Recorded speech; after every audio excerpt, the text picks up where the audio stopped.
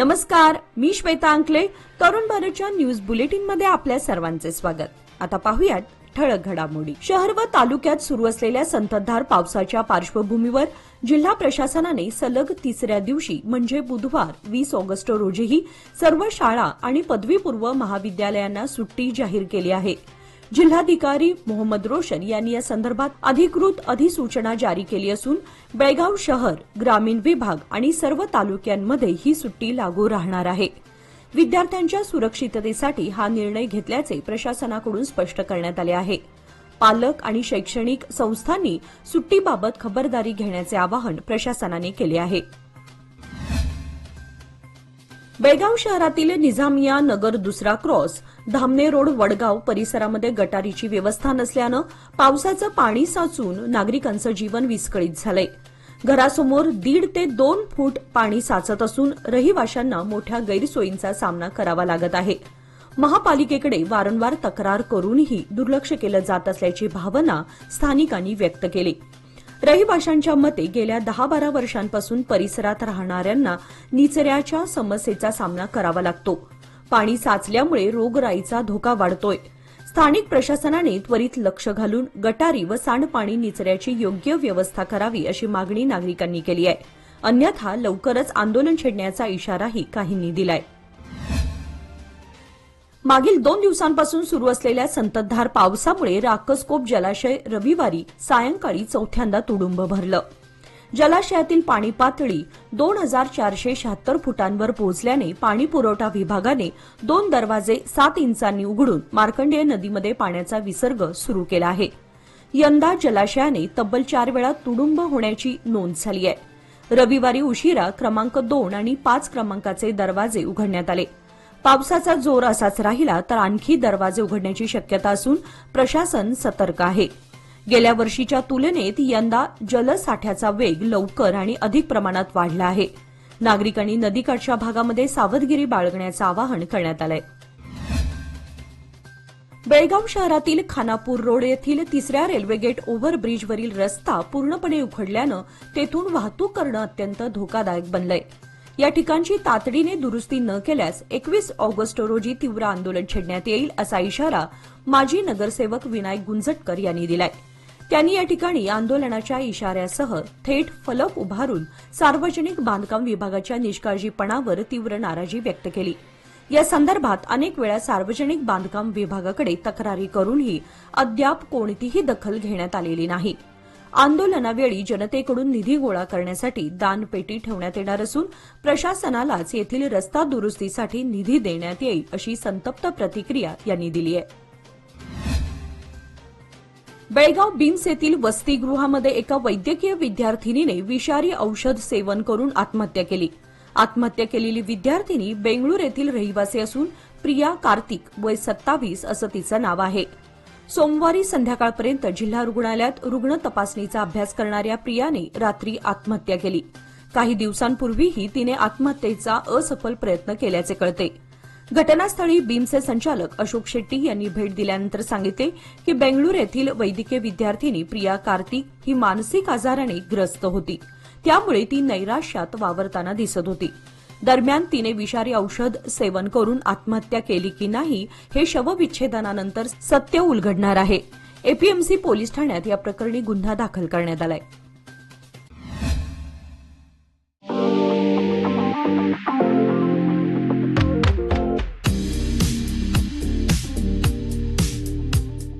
Shravan मासानिमित्त DK Herekar jewellers सादर करीत आहेत अनोखी आणि अविस्मरणीय अशी खास ऑफर. 10,000 किमतीचे चांदीचे दागिने खरेदी करा आणि मिळवा विनामूल्य 0.100 मिलीग्रॅम सोन्याचे नाणे अगदी मोफत. नियम व अटी लागू.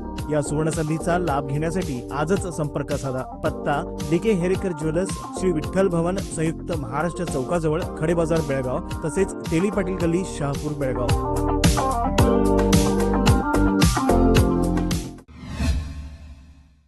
मागील 2 दिवसांपासून बेळगाव जिल्ह्यात संततधार पावसाचा जोर कायम असून यामुळे कोयना धरणातून पाण्याचा विसर्ग सुरू करण्यात आलाय. याचा परिणाम म्हणून राजापूर आणि आजूबाजूच्या काही भागात पूर परिस्थिती निर्माण होण्याची शक्यता वर्तवली जात आहे. या पार्श्वभूमीवर जिल्हाधिकारी डॉ. मोहम्मद रोशन यांनी नागरिकांना सतर्कतेचा इशारा दिलाय. ज्या भागामध्ये पुराचा धोका आहे तिथे पोलीस बंदोबस्त वाढवण्यात आला असून काही ठिकाणी नदीकाठचे रस्ते बंद झाले आहेत. नागरिकांनी अशा ठिकाणी पाण्यात उतरणं टाळावं असं आवाहन प्रशासनानं केलंय. जिल्हा प्रशासन पूरस्थिती हाताळण्यासाठी पूर्ण सज्ज असून कोणतीही अडचण आल्यास नागरिकांनी तात्काळ प्रशासनाशी संपर्क साधावा असं आवाहनही जिल्हाधिकारी रोशन यांनी केलंय. उत्तर कर्नाटकातील सर्वाधिक पावसाचं ठिकाण म्हणून ओळखल्या जाणाऱ्या खानापूर तालुक्यातील कणकुंबी भागामध्ये गेल्या 5-6 दिवसांपासून संततधार पावसाचा जोर कायम आहे. 15 ते 19 ऑगस्ट दरम्यान 570 मिलीमीटर पावसाची नोंद झाली असून यंदा 19 ऑगस्टपर्यंत एकूण 4,858.8 मिलीमीटर पाऊस झाला आहे. सरासरी वार्षिक सुमारे 6,000 मिलीमीटर पावसाचा अनुभव असलेल्या या भागात यंदा जून महिन्यातच 1,581.8 मिलीमीटर पावसाची नोंद झाली आहे. विशेष म्हणजे मे महिन्यामध्ये पहिल्यांदाच 531.8 मिलीमीटर पाऊस झाला. संततधार पावसामुळे मलप्रभा नदीसह परिसरातील सर्व नाले ओसंडून वाहत असून काही ठिकाणी झाडे उन्मळून पडल्याचंही निदर्शनास आलंय. शहरातील शिवाजीनगर येथील 21 वर्षीय राजेसाब मुजावर याला पोलिसांनी हेरोईनसारखी घातक अंमली पदार्थ विक्री करताना अटक केली आहे. खडेबाजार पोलीस ठाण्याच्या हद्दीत तांगडी गल्ली रेल्वे ट्रॅकजवळ सार्वजनिक ठिकाणी ही कारवाई करण्यात आली. पोलिसांना मिळालेल्या माहितीनुसार सीसीबी विभागाचे पीएसआय मंजुनाथ भजंत्री आणि त्यांच्या टीमने छापा टाकला. त्यावेळी राजेसाब मुजावर हा स्वतःच्या फायद्यासाठी हेरोईन विक्री करताना आढळून आला. छाप्यामध्ये पोलिसांनी 21.63 ग्रॅम हेरोईन आणि 19,000 किमतीचा अंमली पदार्थ जप्त केला आहे. या प्रकरणी खडेबाजार पोलीस ठाण्यात गुन्हा दाखल करण्यात आला असून पुढील तपास सुरू आहे. रामदुर्ग शहर मुख्य रस्त्यावर मंगळवारी सकाळी दुःखद घटना घडली. एका सरकारी बसने दुचाकीला पाठीमागून धडक दिल्याने गर्भवती महिलेचा जागीच मृत्यू झाला. गर्भवती महिला गीता चन्ननगौडा पाटील वय 26 राहणार हळे तोरगल असं मृत महिलेचं नाव आहे. गीता या रामदुर्ग येथे वैद्यकीय तपासणीसाठी आल्या होत्या. तपासणी झाल्यानंतर घरी परतत असताना त्यांच्या दुचाकीला बसने पाठीमागून जोरात धडक दिली. धडकेनंतर गीता रस्त्यावर पडल्या आणि त्यांच्या अंगावरून बस गेली. त्यामुळे त्यांचा जागीच मृत्यू झाला. घटनेनंतर परिसरात हळहळ व्यक्त करण्यात येत आहे. या अपघात प्रकरणी रामदुर्ग पोलीस ठाण्यात गुन्हा दाखल करण्यात आला असून पुढील तपास सुरू आहे. सुप्रसिद्ध मराठी संगीतकार आणि गायक अवधूत गुप्ते यांनी काल शेवटच्या श्रावण सोमवारी बेळगावातील दक्षिण काशी श्री कपिलेश्वर मंदिराला भेट देत कपिलनाथांचे दर्शन घेतले. भर पावसातही झालेल्या भक्तांच्या गर्दीत ते आरती व पालखी सोहळ्यात सहभागी झाले होते. अवधूत गुप्ते यांनी कपिलेश्वर मंदिरात महादेवाचे दर्शन घेतल्यानंतर आपल्या भावना व्यक्त करताना सांगितले की माझं स्वप्न होतं की या पवित्र मंदिरात येऊन महादेवाचं दर्शन घेईन आणि ते आज पूर्ण झालं. 4 धाम यात्रा पूर्ण केल्यानंतर पुन्हा येथे येऊन कपिलनाथांचं दर्शन घेण्याची इच्छा आहे. याप्रसंगी शेवटच्या सोमवारी कपिलेश्वर मंदिरात मोठ्या संख्येने भाविकांनी महादेवाच्या दर्शनाला गर्दी केली होती. मंदिर परिसरात भक्तिमय वातावरण आणि जय जयकारांनी परिसर मंगलमय बनला होता. बिजगर्णी बेळवट्टी रस्त्यावरील कावळेवाडी क्रॉसजवळ रविवारी दिनांक 17 रोजी सायंकाळी झालेल्या दुर्दैवी अपघातात आणखी एका व्यक्तीचा मृत्यू झाला आहे. यापूर्वी या अपघातात रोहिणी रामलिंग चौगुले वय 18 राहणार बेळवट्टी या तरुणीचा जागीच मृत्यू झाला होता. तर काल सोमवारी तिचे मामा सतीश विष्णू मोहिते वय 35 राहणार तुडये तालुका चंदगड यांचाही उपचारादरम्यान मृत्यू झाला. या अपघातात रोहिणीची आई लक्ष्मी रामलिंग चौगुले वय 40 या देखील गंभीर जखमी असून त्यांच्यावर जिल्हा रुग्णालयात उपचार सुरू आहेत. घटनेबाबत अधिक माहिती अशी की लक्ष्मी व रोहिणी 2 दिवस तुडे येथे शेतातील भात लावणीसाठी गेल्या होत्या. रविवारी मामा सतीश यांनी दुचाकीवरून दोघींना परत बेळवट्टी येथे सोडण्यासाठी निघाले असता कावळेवाडी क्रॉसजवळील मोठ्या खड्ड्यातून वाहनाला वाट काढून देत पुढे जाताना भरधाव कारने त्यांच्या दुचाकीला धडक दिली. या मार्गावरील रस्त्याची अवस्था अत्यंत दयनीय असून रस्त्यावर मोठमोठे खड्डे हे अपघाताला कारणीभूत ठरत आहेत. स्थानिकांनी रस्त्याच्या दुरवस्थेवर संताप व्यक्त करत प्रशासनाकडे तातडीने रस्ता दुरुस्ती करण्याची मागणी केली आहे. बाळेकुंद्री खुर्द तालुका बेळगाव येथे नव्याने उभारल्या जात असलेल्या ग्रामदेवता श्री महालक्ष्मी मंदिराच्या जीर्णोद्धाराचा संकल्प ग्रामस्थ व देवस्थान जीर्णोद्धार कमिटीने हाती घेतला असून या मंदिराच्या चौकट पूजन सोहळ्याचे आयोजन श्रावण महिन्याच्या शुभ मुहूर्तावर करण्यात आले आहे। बुधवार दिनांक 20 ऑगस्ट रोजी सकाळी 9:30 वाजता बाळूमामा मंदिर परिसरातून मंदिरातील गाभाऱ्याच्या व प्रवेशद्वाराच्या चौकटांची सवाद्य मिरवणूक काढण्यात येणार आहे। तर गुरुवार 21 ऑगस्ट रोजी सकाळी 9:30 वाजता चौकट पूजन सोहळा पार पडणार आहे। गाभाऱ्यातील चौकट पूजन मल्लिकार्जुन करविनकोप कुटुंबाच्या हस्ते तर प्रवेशद्वाराच्या चौकट पूजनाचा मान नागराज पगडी कुटुंबाला मिळणार आहे। कार्यक्रमाला स्वामीजी, जनप्रतिनिधी व मान्यवरांची उपस्थिती राहणार असून अध्यक्षस्थानी ग्रामपंचायत अध्यक्षा नम्रता प्रशांत जाधव असतील। या सोहळ्यादरम्यान देणगीदार व मान्यवरांचा देवस्थान जीर्णोद्धार कमिटीच्या वतीने शाल व स्मृतिचिन्ह देऊन सत्कार करण्यात येणार आहे। हिंदवाडी येथील वॉर्ड क्रमांक 29 मध्ये पाण्याची मुख्य पाईपलाईन फुटल्याने हजारो लिटर पाणी वाया गेलं। ही घटना लक्षात येताच स्थानिक नगरसेवकांनी तत्परता दाखवून संबंधित L&T कंपनीला तात्काळ माहिती दिली। पाण्याचा मोठा अपव्यय होत असल्यामुळे परिसरातील नागरिकांमध्ये चिंता व्यक्त केली जात आहे। नगरसेवकांच्या सतर्कतेमुळे L&Tच्या पथकाने तातडीने घटनास्थळी दाखल होत दुरुस्तीचं काम सुरू केलं। पावसाळ्याच्या पार्श्वभूमीवर अशा प्रकारच्या पाईप फुटीमुळे पाणी टंचाई निर्माण होण्याची शक्यता वर्तवली जात आहे। नागरिकांनी सतर्क राहण्याचे आवाहनही करण्यात आले आहे। या मान्सूनमध्ये मिळवा सुरक्षित साथ, कमी कालावधीत उत्तम व्याज। सादर आहे लोक मान्सून ठेव योजना। मिळवा 500 दिवसांच्या ठेवीवर 10.25% व्याज। ज्येष्ठ नागरिकांसाठी 0.50% अधिक व्याज। अधिक माहितीसाठी आमच्या नजीकच्या शाखेला भेट द्या किंवा कॉल करा 1800-212-4050। लोकमान्य, प्रत्येक पावलावर तुमच्या सोबत। योजना फक्त सभासदांकरिता, नियम व अटी लागू। बेळगाव जिल्ह्यात सतत सुरू असलेल्या मुसळधार पावसामुळे गोकाक शहरात मंगळवारी गंभीर घटना घडली। शहरातील संगमनगर भागामध्ये एक घर कोसळल्याने आई आणि मुलगा गंभीर जखमी झाले। फरीदा या महिलेचे घर अचानक कोसळल्याने यात त्या स्वतः आणि त्यांचा मुलगा रियाज ढिगाऱ्याखाली अडकले। सततच्या पावसामुळे घराची भिंत ढासळल्याने सदर दुर्घटना घडल्याचे सांगण्यात येत आहे। भिंत कोसळताच स्थानिक रहिवाशांनी तात्काळ घटनास्थळी धाव घेत ढिगाऱ्याखाली अडकलेल्या दोघांनाही सुरक्षितपणे बाहेर काढले। जखमी फरीदा आणि रियाज यांना तातडीने गोकाक येथील शासकीय रुग्णालयात उपचारासाठी दाखल करण्यात आले असून दोघांचीही प्रकृती चिंताजनक आहे। मात्र ते अचेतन अवस्थेत असल्याची माहिती डॉक्टरांनी दिली आहे। ही घटना गोकाक शहर पोलीस ठाण्याच्या हद्दीत घडली असून पुढील तपास सुरू आहे। प्रशासनाने अशा धोकादायक घरांची त्वरित पाहणी करून उपाययोजना कराव्यात अशी मागणी स्थानिक नागरिकांकडून होत आहे। हिंदू धर्मातील पवित्र तीर्थस्थळ असलेल्या धर्मस्थळ याविषयी काही लोकांकडून सातत्याने अपप्रचार केला जात असल्याच्या निषेधार्थ मंगळवारी बेळगावात हिंदू समाजाच्या वतीने भव्य मूक मोर्चा काढण्यात आला। धर्मवीर संभाजी सर्कल येथून सुरू झालेल्या या मूक मोर्चामध्ये शेकडो कार्यकर्ते व नागरिकांनी सहभागी होत जिल्हाधिकारी कार्यालयावर धडक दिली। मोर्चादरम्यान मुसळधार पाऊस सुरू असतानाही सहभागींच्या उत्साहात कोणतीही कमी नव्हती।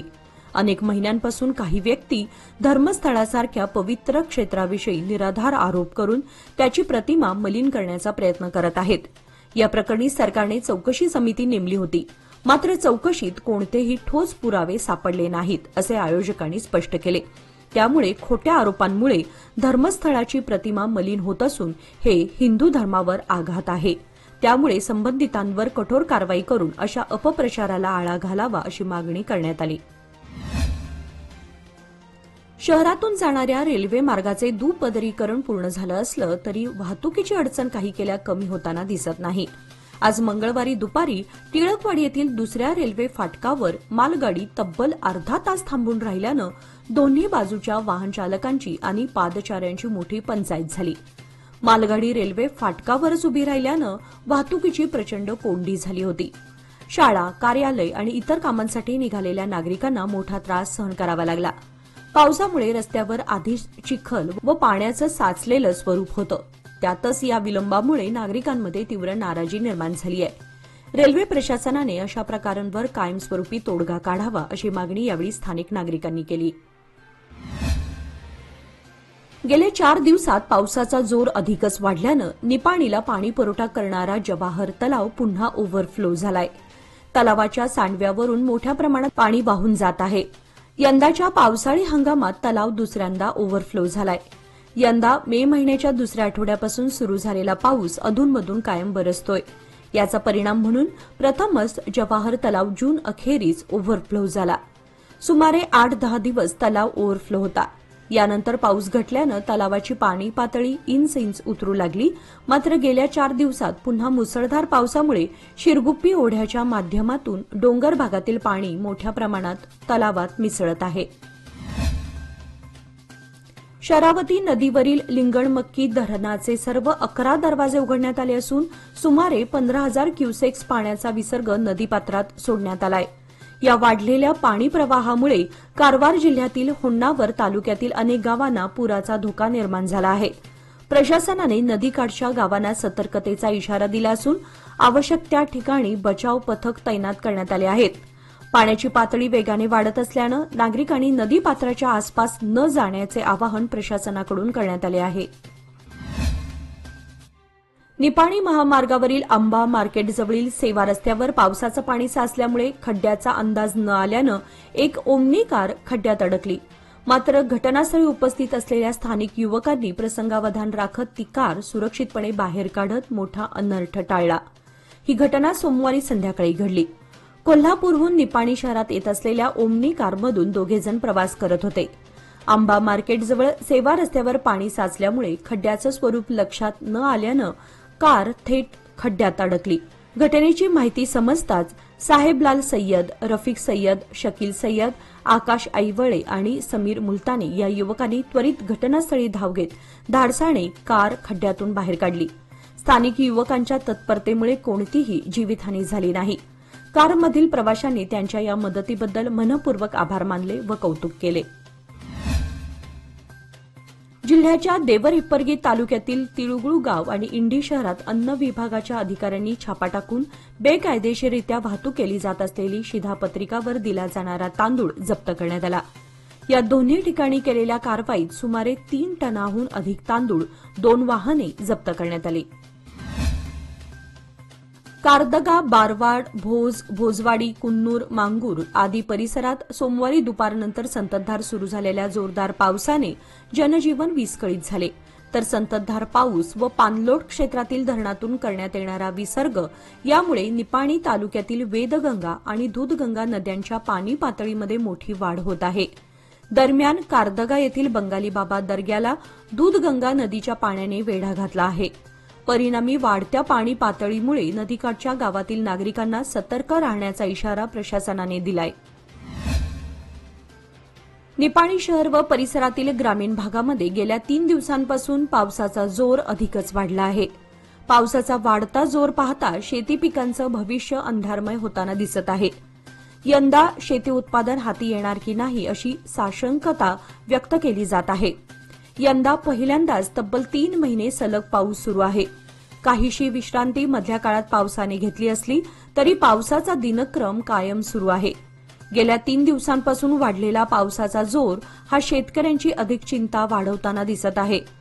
यंदा वाढलेला पावसाचा जोर आणि शेती पिकांचं होणारं नुकसान लक्षात घेता शासनानं तालुक्यात ओला दुष्काळ जाहीर करावा अशी मागणी शेतकरी वर्गातून होत आहे. याचबरोबर आजचे बातमीपत्र इथे संपले. अधिक माहिती आणि ताज्या घडामोडींसाठी पाहत रहा तरुण भारत न्यूज चॅनल. तसेच आमच्या चॅनलला लाईक, शेअर आणि सबस्क्राईब करायला विसरू नका. आणि विश्वासार्ह बातम्यांसाठी दररोज वाचा दैनिक तरुण भारत. धन्यवाद.